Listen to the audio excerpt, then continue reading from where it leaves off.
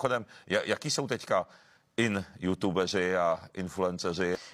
Já ti ukážu teď teda ty influencery, co vlastně frčejí nejvíc na sítích. Jednou z nich je Sugar Danny, já nevím, jestli si... Jo, tu znám.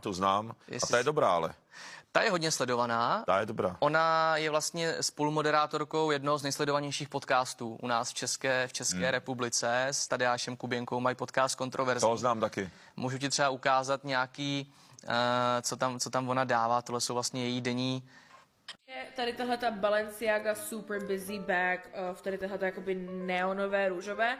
Ona to není úplně neonová, ale je to hodně bright pink, taková Barbie pink. Další, co mi přišlo pod ruku, je tady tahleta Balenciaga Le Sagole, já nevím, já prostě... A jinak dává na Instagram spoustu takových zajímavých fotek různě z akcí. Já jsem určitě pár úseků viděl.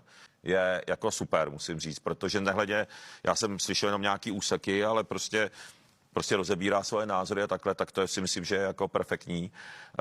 A jako takhle, že se vyjádřuje někdo a říká ty názory, ale i to, že jako pořád vůbec dokáže to takhle prezentovat a jako má to hlavu a patu.